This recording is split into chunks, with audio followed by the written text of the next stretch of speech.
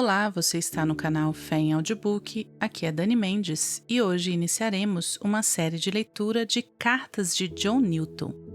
Vamos hoje com a leitura de Como Andar com Deus, escrita em março de 1773.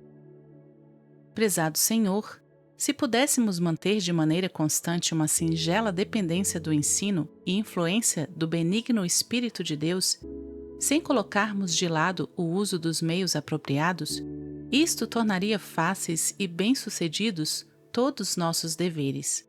Isso nos livraria de muita preocupação e de muitos erros.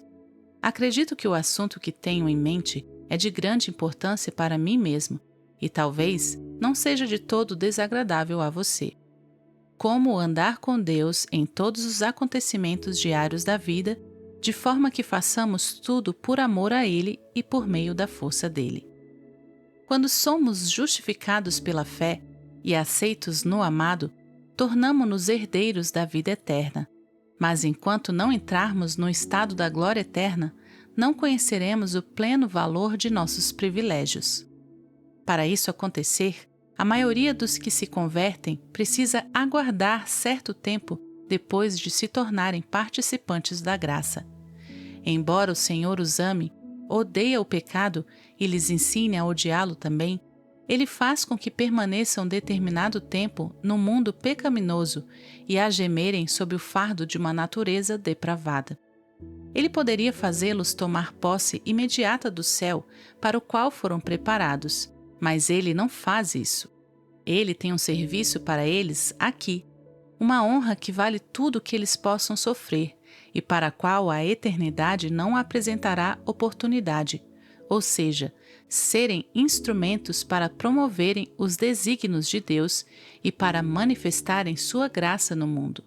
A rigor, esse é o nosso trabalho aqui, a única razão por que a vida é prolongada ou para a qual ela é desejável, que possamos completar nossas relações e situações, aperfeiçoar nossas consolações e nossas aflições, de tal maneira que Deus seja glorificado em nós e por meio de nós.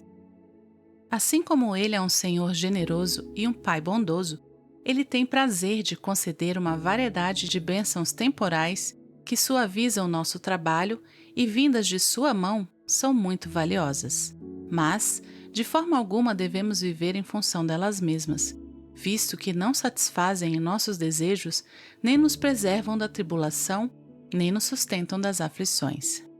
Essa luz do rosto de Deus, que pode penetrar os muros e dissipar as trevas de um calabouço, é infinitamente preferível a tudo que se pode desfrutar num palácio sem essa luz.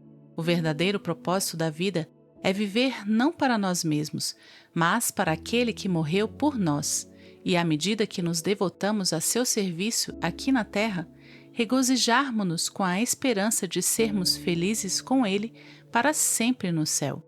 Em geral, essas coisas são conhecidas e reconhecidas dos que professam a fé, mas há poucos favorecidos que agem de modo consistente com os princípios que professam, que honesta, diligentemente e sem reserva se esforçam para multiplicar seus talentos e usar sua força para promover a obra do Senhor, e se restringem unicamente a pontos de vista e propósitos inteiramente subordinados e propícios a essa obra.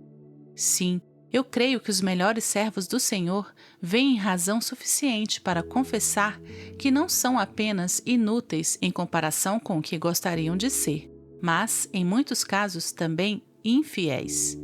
Eles encontram tantas armadilhas, obstáculos e tentações vindas de fora, e tanto estorvo do pecado que habita no íntimo deles, que eles têm mais razão de se humilharem do que terem pena de si mesmos, mesmo quando parecem totalmente sinceros e plenamente frutíferos.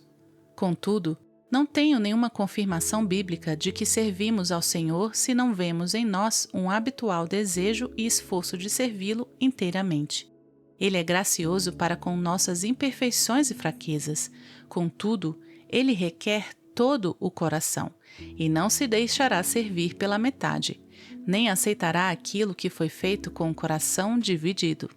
Fazer tudo para a glória de Deus é a verdadeira alquimia que transforma tudo em ouro, e enobrece as ações comuns da vida em atos de piedade. 1 Coríntios 10:31. Também não existe um grão sequer de real excelência em ações enganosas que são efetuadas sem referência à glória de Deus.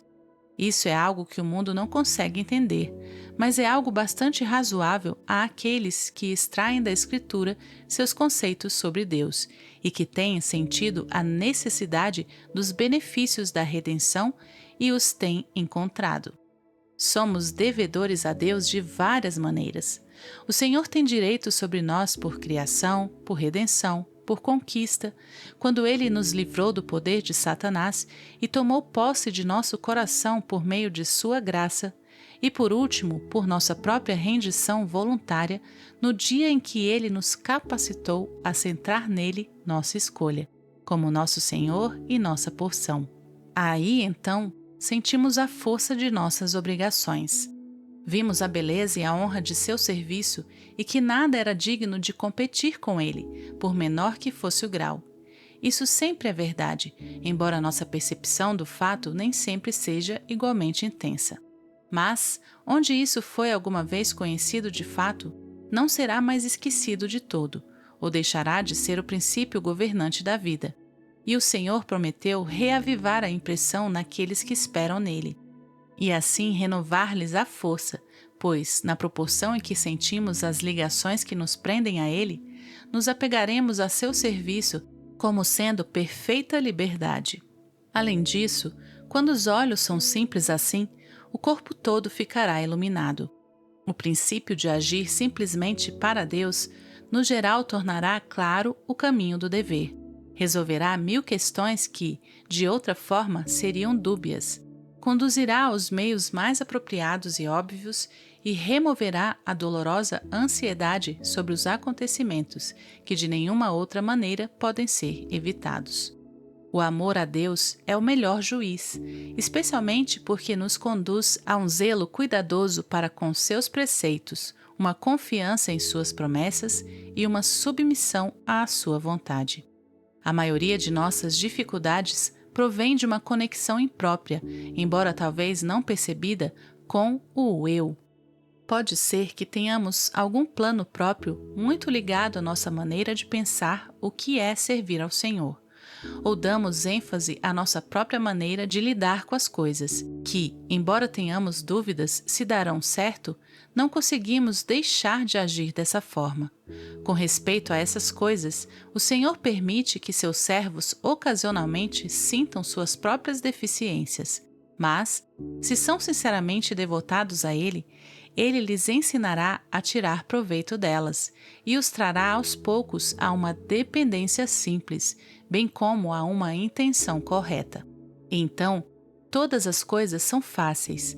Agindo por amor e andando pela fé, eles não serão nem desapontados, nem desencorajados. O dever é a sua parte, o cuidado é dele, e eles são capacitados a lançá-lo sobre ele. Eles sabem que, quando seus recursos parecem falhar, que ele ainda é todo suficiente.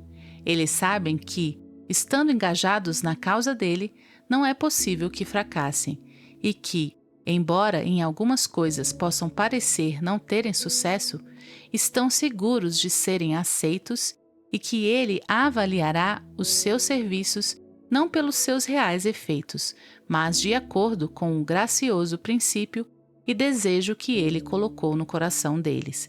2 Crônicas 6, 7-8, John Newton.